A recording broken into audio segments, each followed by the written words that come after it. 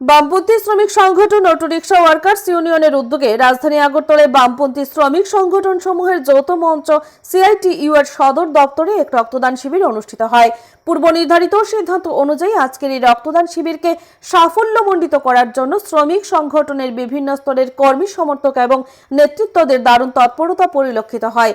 বিভিন্ন স্তরের বামপন্থী শ্রমিক নেতাদের সাথে এই রক্তদান শিবিরে উপস্থিত ছিলেন বর্ষিয়ান বাম নেতা রাজ্যের প্রাক্তন মুখ্যমন্ত্রী মানিক সরকার। মানিক সরকার রক্তদান শিবির চত্বর ঘুরে দেখে রক্তদাতাদের উৎসাহিত করেন এবং আয়োজকদের অভিনন্দন জ্ঞাপন করেন।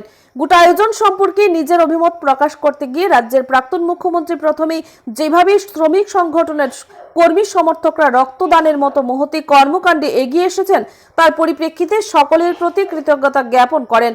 পাশাপাশি আগামী দিনে যাতে করে নবীন প্রজন্মে যারা রয়েছে তারা রক্তদানের মতো সামাজিক কর্মকাণ্ডে এগিয়ে আসে সেই আহ্বান রাখেন রাজ্যের প্রাক্তন মুখ্যমন্ত্রী। রক্তদান শিবির উপলক্ষে উপস্থিত থেকে মানিক সরকার রাজ্যের বর্তমান সরকারকে বিশেষ করে শিক্ষা এবং স্বাস্থ্য ব্যবস্থা নিয়ে তীব্র ভাষায় সমালোচনা করেন। মানিক সরকার দাবি করেন, যেখানে ত্রিপুরা রাজ্যের স্বাস্থ্য ব্যবস্থা নিয়ে মানুষের অনেক অভিযোগ রয়েছে, রাজ্যের বিভিন্ন জায়গায় স্বাস্থ্য পরিষেবা নিয়ে ভুগতে হচ্ছে সাধারণ মানুষকে, সেই জায়গায় দাঁড়িয়ে রাজ্য সরকারের স্বাস্থ্য ব্যবস্থার উন্নয়ন হচ্ছে এই দাবি করা মানায় না বলে অভিমত প্রকাশ করেন রাজ্যের প্রাক্তন মুখ্যমন্ত্রী। বিশেষ করে শিক্ষা স্বাস্থ্য থেকে শুরু করে প্রয়োজনীয় বিভিন্ন ব্যবস্থার দিকে ত্রিপুরা রাজ্য ক্রমান্বয়ে পিছিয়ে যাচ্ছে বলেও অভিমত প্রকাশ করতে দেখা গেছে ত্রিপুরা রাজ্যের দীর্ঘদিনের মুখ্যমন্ত্রী মানিক সরকারকে। Bureau report, Tripura news Bangla.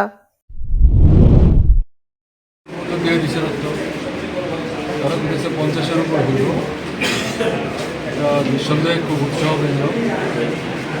যারা এখন অব্দি রক্ত দিলেন তাদের সুস্বাস্থ্য কামনা করছি।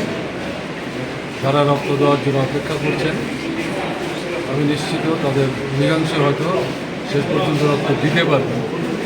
আমি শুনলাম মহিলারা এসেছিলেন কিন্তু রক্তাল্পতার কারণে তাদের কাছ থেকে রক্ত নেওয়া সম্ভব হয়নি। এটাই সারা ত্রিপুরার অভিজ্ঞতা।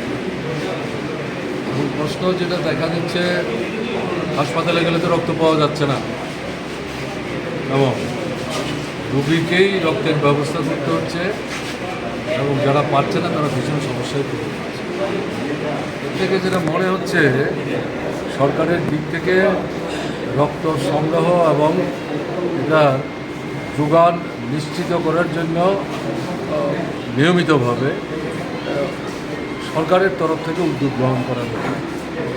বা বিভিন্ন গণতান্ত্রিক সংগঠন এবং সরকারের বিভিন্ন অফিস আদালতে যারা কাজ করে তাদেরকে উৎসাহিত করে যদি রক্তদানে অংশগ্রহণ করানো না যায় তাহলে এই সমস্যাটা থাকবে।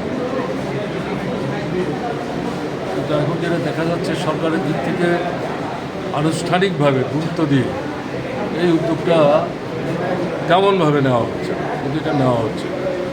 সবচেয়ে বড় কথা হচ্ছে হাসপাতালগুলি তো ভালো চলছে না, স্বাস্থ্য পরিষেবা দারুণভাবে নিচের দিকে নেমে গেছে।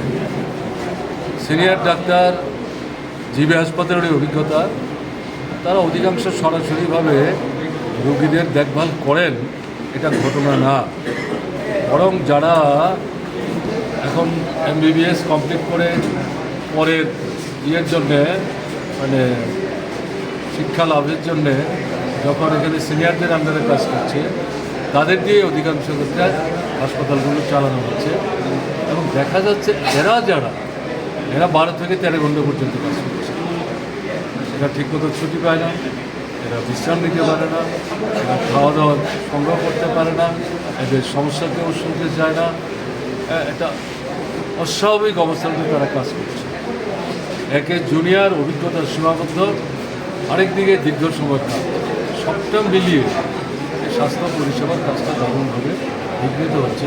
এটা শুধু জিবি না, জিবি আইজিএম সহ সারা ত্রিপুরার এই যে জেলা হাসপাতাল, মহকুমা হাসপাতাল অধিকাংশ ক্ষেত্রে সমস্যাটা তৈরি হচ্ছে। এখন কিসের ভিত্তিতে সরকারের তরফ থেকে দাবি করা হচ্ছে স্বাস্থ্য পরিষেবার ক্ষেত্রে নাকি ভীষণ উন্নতি অগ্রগতি হচ্ছে। এখন বাস্তব অভিজ্ঞতা যেটা পত্রপত্রিকায় আমরা যা প্রতিনিয়ত দেখছি, তথ্যাদি যা বেরিয়ে আসছে, সাধারণ ডাক্তারবাবুদের যে প্রতিক্রিয়া, রোগীদের এবং তাদের পরিবারের লোকদের যে প্রতিক্রিয়া, তাতে তো সরকারের এই বক্তব্যের সাথে বাস্তবতাটা কিন্তু মিলছে না। তো এই বাস্তব তথ্যের সাথে সঙ্গতিহীন বক্তব্য উপস্থিত করে আমি অসত্য বা মিথ্যা বলছি না। যদি সরকারের নেতৃস্থানীয়রা মানুষের সামনে এই বক্তব্য উপস্থিত করেন তাহলে তো সরকার সম্পর্কে এমনিতেই ক্ষোভ আছে, বিক্ষোভ আছে, বিভ্রান্তি আরও বাড়ছে, আরও বাড়বে। আমরা যেটা বলবো এটা বন্ধ হওয়া উচিত। ডাক্তার পাশ করে বসে আছে আমাদের ত্রিপুরার মেডিকেল কলেজ থেকে, নার্স পাশ করে বসে আছে, স্বাস্থ্যকর্মী পাশ করে বসে আছে, সবই ত্রিপুরায়। তাদের কেন নিয়োগ করা হচ্ছে? তাদের অবিলম্বে নিয়োগ করা দরকার।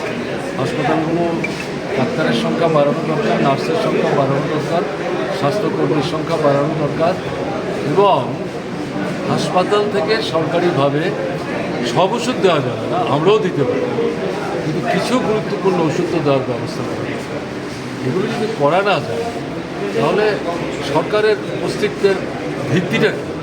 এটা তো সরকারের দায়িত্ব। একদিক থেকে আমরা দেখছি স্বাস্থ্য পরিষেবা যেমন বিঘ্নিত হচ্ছে, শিক্ষাও আক্রান্ত এবং বিঘ্নিত হচ্ছে এবং স্কুলে মাস্টার নাই এবং ঠিকমতো ক্লাস টাস হয় না। বাচ্চারা সকালবেলা আসছে, বাচ্চাদের নিয়ে মা বাবারা 6:30 বাজার আগেই স্কুলে চলে আসছে, কিন্তু 1-2টার বেশি ক্লাসও হচ্ছে। 10:30-11টায় তাদেরকে নিয়ে বাড়িতে ফিরছে। মা বাবাদেরও জিজ্ঞাসা করার কোনো সুযোগ থাকছে না, আজকে কী পড়ানো হলো, কী পড়েছ, কতটা কী বুঝতে পেরেছ। এই যে দুটো জায়গায় এই ঘটনাটা চলছে, এটা কিন্তু আমাদের বর্তমান নবীন প্রজন্মের ছেলেরা মেয়ে, তারাই তো ভাবি দেশের নাগরিক হবে, তারাই দায়িত্ব নেবে। তাদেরকে যদি ডেভেলপ করার জন্যে স্বাস্থ্য এবং শিক্ষা দুটো ব্যাপারে যদি সরকার নজর না দেয় তাহলে কী করে তারা ভবিষ্যৎ দিনে যথার্থ নাগরিক হিসাবে দেশ পরিচালনা, রাজ্য পরিচালনার ক্ষেত্রে কার্যকরী ভূমিকা নেবে।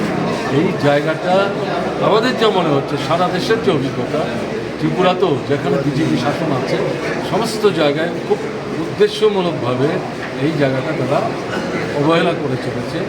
এটার বিরুদ্ধে তো লড়াই, আন্দোলন, সংগ্রাম চলছে, কিন্তু আগামী দিনে আরও তীব্র, আরও ব্যাপক করতে হবে।